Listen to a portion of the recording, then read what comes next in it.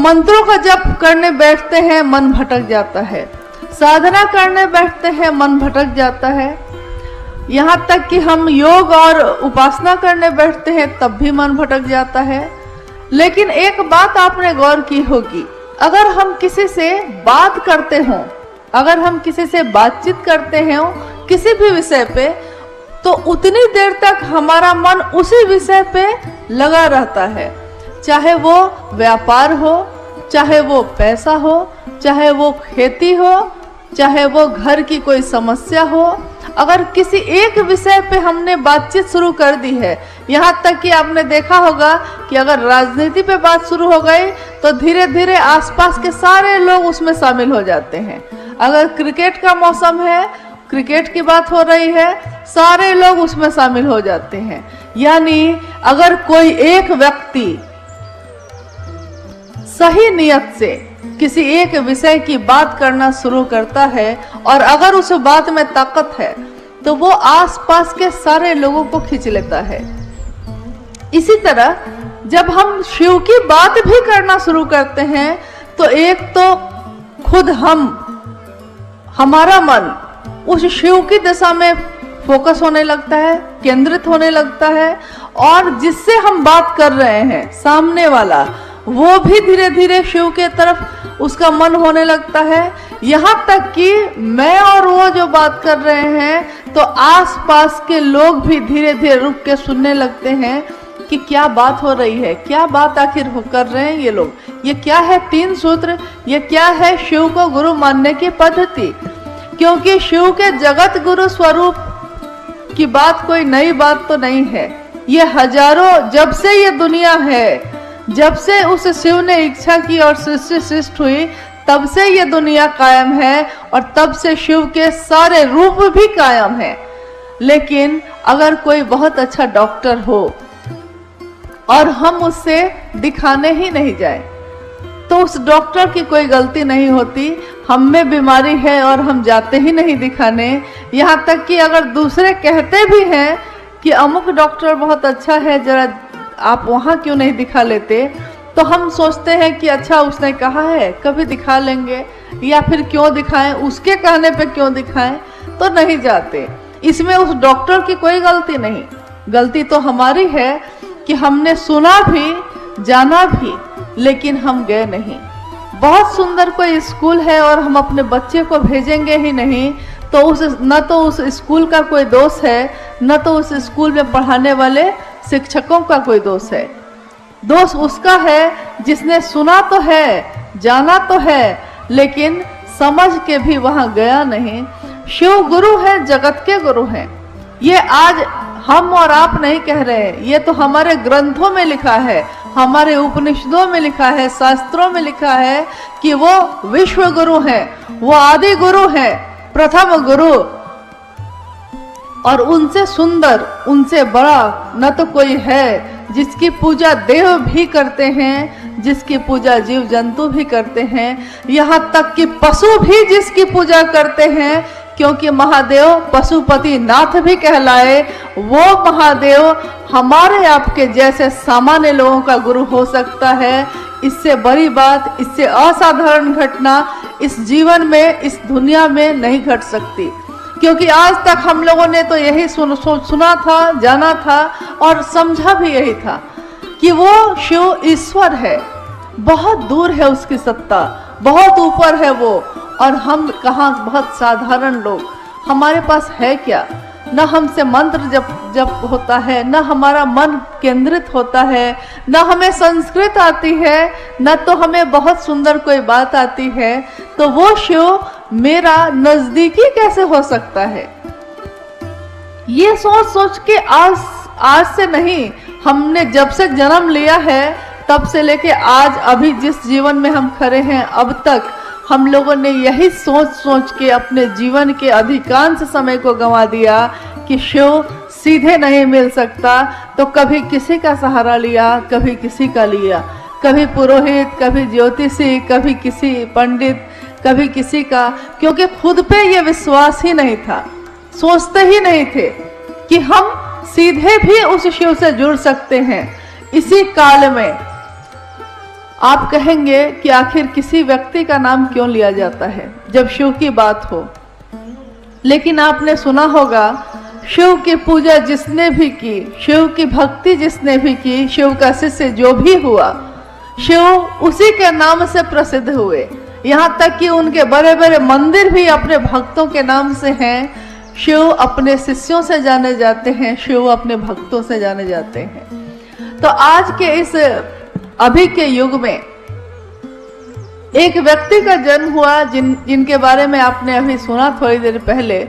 मंडल sir कह रहे थे कि शिव की शिष्यता की पृष्ठभूमि क्या है, उसकी व्याप्ति क्या है, उसका उद्देश्य क्या है, क्योंकि हर काम को करने के पीछे एक कारण होता है। तो वो व्यक्ति जिनका नाम, जिसको हम लोग प्यार से अभी कह रहे हैं वरेण्य गुरु भ्राता साहब श्री हरिनानंद जी, उनके जीवन में बहुत सी घटनाएं होती चली गई, हमारे आपके जीवन में भी होती हैं। लेकिन आपने सुना होगा कि सेब तो रोज गिरा था, न्यूटन को ही क्यों दिखाई दिया कि सेब नीचे क्यों गिरता है। आप कहेंगे कि हमने भी देखा था, आपने भी देखा था, देखा तो सबने था, लेकिन जिसने लोगों को बताया, नाम तो आज उसी का आता है। तो शिव गुरु हैं, विश्व गुरु हैं, जगत गुरु हैं, आदि गुरु हैं, प्रथम गुरु हैं, देवों के देव हैं। ये हमने सुना है, कहानियों में पढ़ा है, अपने बुजुर्गों से सुना है, मंत्रों के जप में सुना है, लेकिन आज तक हम लोगों ने न तो ये समझा न किसी और को बताया। तो जब साहब श्री हरिनानंद जी के जीवन में कुछ ऐसी घटनाएं हुई जिससे उनका मन ये सोच के कि शिव, जब गुरु के बारे में कहा जाता है कि गुरु साक्षात पर ब्रह्मा, तो वो पर ब्रह्मा यानी शिव, ईश्वर शिव, वही गुरु क्यों नहीं हो सकता। क्योंकि हम लोगों ने आज तक यही सुना था कि गुरुर ब्रह्मा गुरुर विष्णु गुरुर देवो महेश्वर। गुरु भगवान होता है, गुरु महेश्वर है, तो वो महेश्वर, वो शिव खुद गुरु क्यों नहीं हो सकता। ये सोच कर ही साहब श्री हरिनानंद जी ने शिव को गुरु बना लिया। और उससे पहले वो जितनी भी साधनाएं उन्होंने की थी, चाहे वो शमशान की साधना हो या योग हो या मंत्रों का जप हो, सब कुछ छोड़ दिया और कहा कि शिव अब मेरे गुरु हैं और अब जो करेंगे वही करेंगे। बाद की घटनाओं में, बाद के समय में ऐसी बातें होती चली गई जिससे ये अनुभूत हुआ उन्हें कि नहीं, शिव सिर्फ नाम के नहीं, ये तो काम के भी गुरु हैं। शिव जिस तरह ईश्वर के रूप में हमारी आपकी पुकार सुनते हैं, हमारी मन्नतें पूरी करते हैं, हमारे उपवास और हमारे सोमवार के व्रत का फल भी मिल जाता है, वो शिव गुरु के रूप में हमें ज्ञान भी देते हैं और जीवन जीने की कला भी सिखाते हैं। क्योंकि अगर आपके पास संपत्ति बहुत हो, ज्ञान ही नहीं हो उस संपत्ति को चलाने का, तो वो संपत्ति बेकार हो जाती है। कहा भी जाता है कि आप अपने बच्चे को संपत्ति दे सकते हैं, पैसा दे सकते हैं, लेकिन अगर आपका बच्चा, आप कितने भी बड़े विद्वान हो, आप ही का बच्चा आपसे अगर ज्ञान नहीं लेना चाहेगा, तो ज्ञान ऐसी चीज है जिसको आप जबरदस्ती किसी को नहीं दे सकते। चीजें दे सकते हैं, संपत्ति दे सकते हैं और अपना सब कुछ दे सकते हैं, लेकिन ज्ञान नहीं दे सकते। इसीलिए हमारे पूर्वजों में हमेशा ये कहा जाता था, या अभी भी कहा जाता है कि गुरुमुख हुए कि नहीं आप, यानी गुरु के तरफ आपका मन हुआ कि नहीं। और अगर हमारे पास सबसे सुंदर विकल्प हो, आप सुन रहे थे अभी भजन में, बोलो सत्यम शिवम, बोलो तुम सुंदरम, यानी अगर सत्य शिव है, अगर सुंदर शिव है और वो शिव सबसे अच्छा है, हमको आपको प्राप्त हो सकता है, तो क्यों नहीं हमारे आपके जैसे साधारण लोग हैं, लेकिन हम उस शिव की राह में चलें। क्यों हम भटकते हैं कहीं और? क्योंकि कोई अगर शरीर में गुरु है तो हो सकता है आज वो है, कल नहीं रहेगा, लेकिन शिव के बारे में हम लोगों ने कभी नहीं सुना कि शिव ने कभी जन्म लिया हो और शिव की कभी मौत हो गई हो। ऐसा नहीं सुना हम लोगों ने, और ऐसा होने वाला है भी नहीं। तो क्यों नहीं उसी शिव को अपना गुरु बनाए। हमने अपने जीवन में सब कुछ सुंदर होना चाहा, सब कुछ अच्छा प्राप्त करना चाहा, लेकिन हो नहीं सका। हमेशा चाहा कि सबसे अच्छा हो, सबसे ज्यादा संपत्ति वाले होते, सबसे सुंदर होते, हमेशा अच्छा होता मेरा।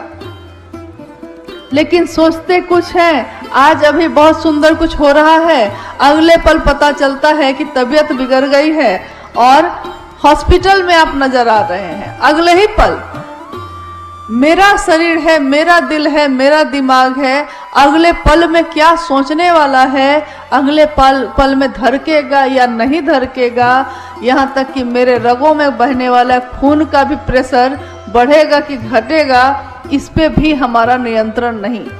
हमारे शरीर पे तो हमारा नियंत्रण ही नहीं, हमारी सांसों पे तो हमारा नियंत्रण ही नहीं।